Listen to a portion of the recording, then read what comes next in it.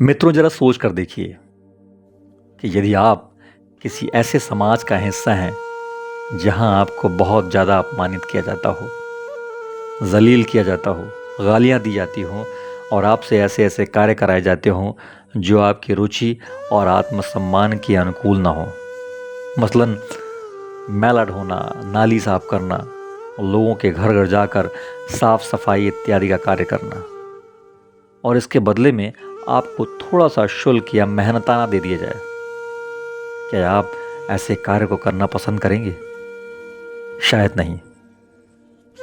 चलिए अब इसी कहानी को फिर से दोहराते हैं। अब आपसे वही अपमानजनित और घृणित कार्य कराए जाएं और उसके एवज में आपको किसी भी किस्म का शुल्क या मेहनताना भी न दिया जाए। बस 2 रोटी और अचार का एक टुकड़ा ऐसे दिया जाए जैसे कि इंसान भिखारियों को देता है। अब आप बताइए कि आप कितने दिन तक ऐसे समाज में रहना चाहेंगे? मित्रों, दलितों ने इससे कहीं दुष्कर जीवन, जो कि शब्दों या चंद वाक्यों में बयान करना मुश्किल है, जिया है, वो भी बिना किसी शुल्क या मेहनताना के। मित्रों, ओम प्रकाश वाल्मीकि जी की आत्मकथा जूठन ऐसे ही बहुत सारे कड़वे अनुभवों से भरी पड़ी है। आइए उनका एक नया अंश सुनते हैं।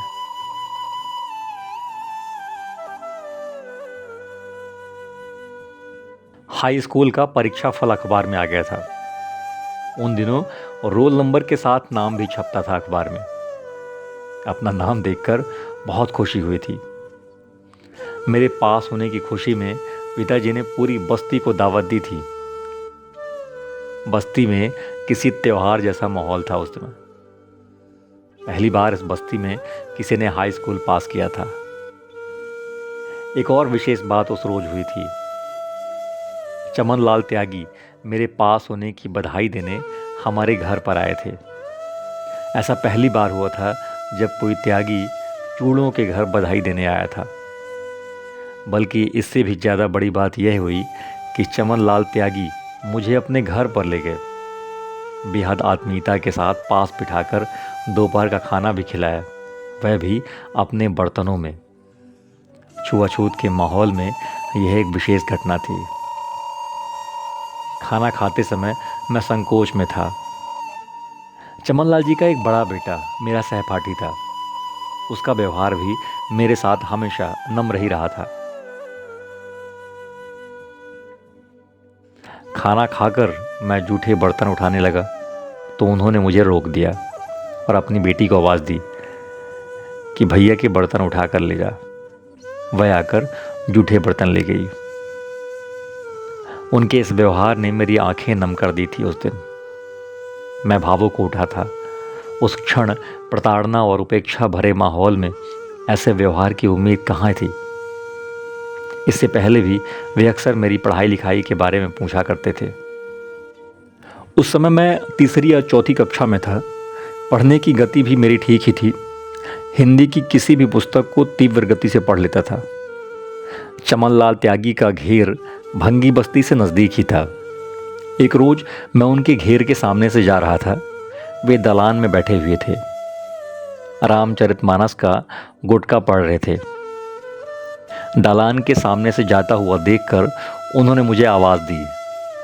आवाज़ सुनकर मैं खड़ा हो गया। वो बोले, अरे तू छोटन का है ना? मैंने कहा जी। यहाँ? उन्होंने मुझे अपने पास बुलाया। अरे सुना है तू पढ़ने जाता है स्कूल में? मैंने हाँ में गर्दन हिलाई। उन्होंने रामचरितमानस का गुटका मेरे हाथ में थमा दिया और कहा, ले इस पन्ने को पढ़ के दिखा। वे चारपाई पर बैठे थे। मैंने गुटका लेकर पढ़ना शुरू कर दिया। एक पूरा पृष्ठ पढ़ लेने पर उन्होंने मेरी पीठ थपथपाई, शाबाशी दी। इसके बाद जब भी कहीं मिल जाते या मुझे देख लेते तो मेरी पढ़ाई लिखाई के विषय में पूछताछ करते रहते थे। उन्होंने पिताजी को बुलाकर बताया था कि अरे छोटन, तेरा बेटा तो रामायण भी पढ़ ले हुए है।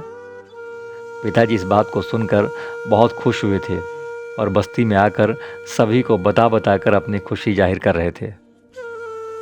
मेरे हाई स्कूल कर लेने के बाद बस्ती के बच्चों में पढ़ने लिखने की रुचि बढ़ गई थी। बस्ती में पढ़ाई लिखाई का थोड़ा सा माहौल भी बनने लगा था। कुछ बदलाव के संकेत भी दिखने लगे थे। मैंने अपनी बैठक के चबूतरे पर एक संध्या स्कूल भी शुरू किया था। शाम को 15-20 बच्चों को घेर कर बिठा लेता था। 1-1.5 घंटे की नियमित कक्षाएं चलने लगी थी। कुछ बड़ी उम्र के लोग भी आकर बैठने लगे थे। कई लोग तो अपना नाम और हस्ताक्षर लिखना भी सीख गए थे।